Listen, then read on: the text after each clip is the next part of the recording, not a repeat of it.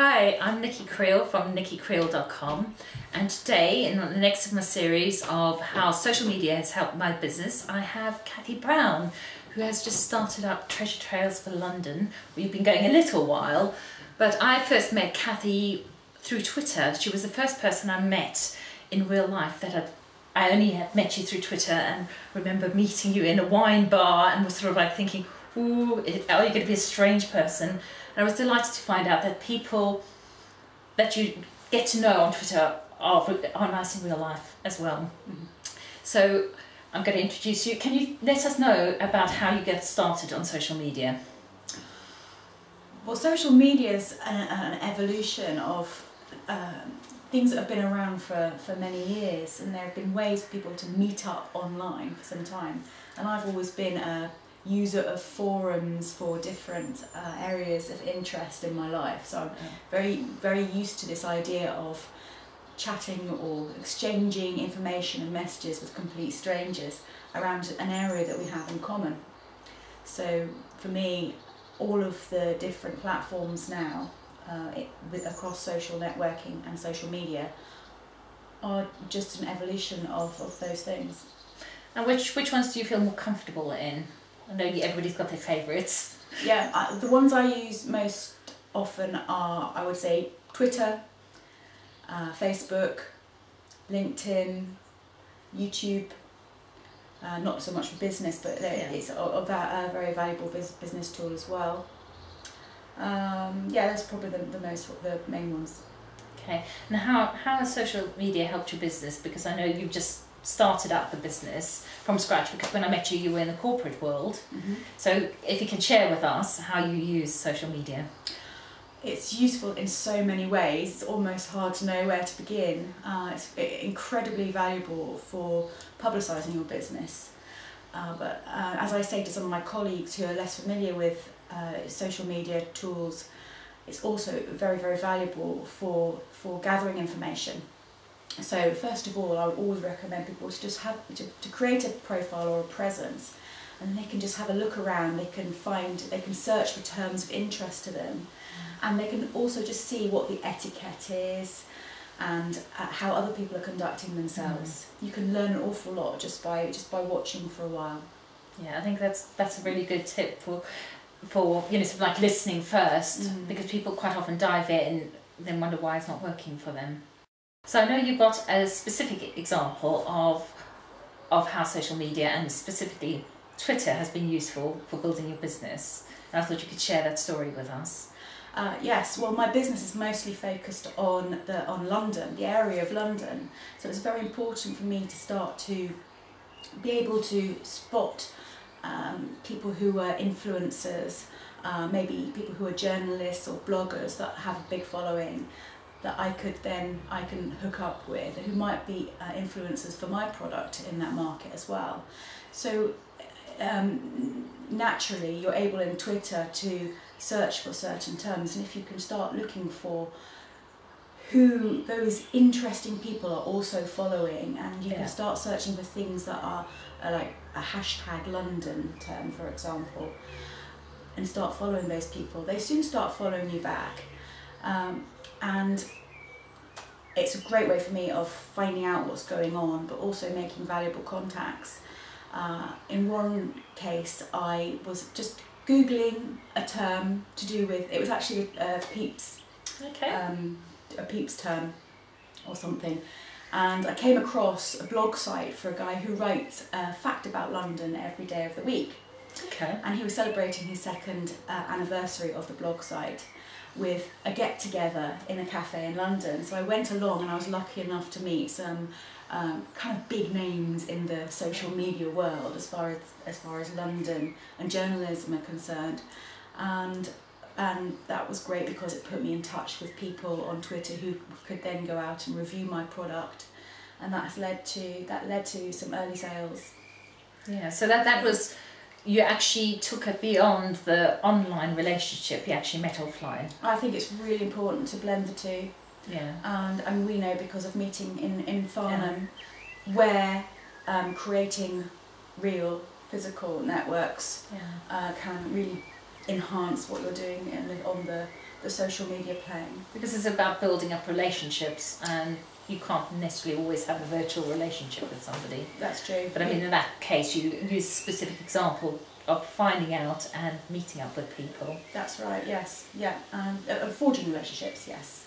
Yeah. And there are other ways that Twitter's been very helpful. So, for example, there's a quite a well-known hashtag in use now, which is journo request. Yeah. And I, again, thoroughly recommend the use of a tool like TweetDeck, because you can then make sense of all of that information that you're watching and sort it into columns. And I follow the journo request hashtag all the time, and it means that journalists and PR specialists who are looking for particular angles to promote, or who have a particular angle that they want to push, are on there, and you can see straight away if there's something that's relevant to your business, and it gives you an opportunity to go and make contact with a new journalist. Yeah, I follow a few of journos, and in fact some of them have come across to becoming Facebook friends. So I was moved across from Twitter onto Facebook with that. Yeah, so, and I know you're quite active on Facebook as well, aren't you? I've been a personal Facebook user for several years. And now with pages, I think it's absolutely vital for a small growing business to have a Facebook page that represents their business. And you can separate out your personae. I have on Twitter different accounts for my personal activities and for my business persona. On Facebook, you manage a page as if it were a web page for your business, and there are some added advantages in that. It's very easy to measure and trace the activity that's going on that page, so you can see the number of impressions or the number of people who've actually looked at that page. You can also you can pay for ad campaigns, and it's very easy to track what the knock-on effect of that is further down the line onto your likes, and then onto sales and conversions on your website or your product. Because you at the moment running an ad campaign, and you've already noticed that more people have liked your page as a result. Well, straight away, I only started it yesterday. And so it'd be interesting to have a report back on how how it's gone in terms of converting those likes into sales. That's it. And on this occasion, I'm doing a very specific campaign around a specific product that's just been launched. So it will be easy to see the end result. So I'll be able to track the number of people that have liked, and of those who then went on to actually download the product. Yeah. So what do you like about social media? I know you've given quite a few examples, but I like so much about it, but I like that. I think Twitter in particular acts as a real magnet. Yeah. So it's a way for, it's like, you imagine it's like a group of iron filings, and they kind of, people have there are different nodes of interest about different subjects. Yeah. Sometimes you spread across different nodes, but it kind of attracts people with common interest, and makes it very easy to find information and contacts and friends and supporters who are on the same wavelength as you. And so I've forgotten what I was going to say. It's all right.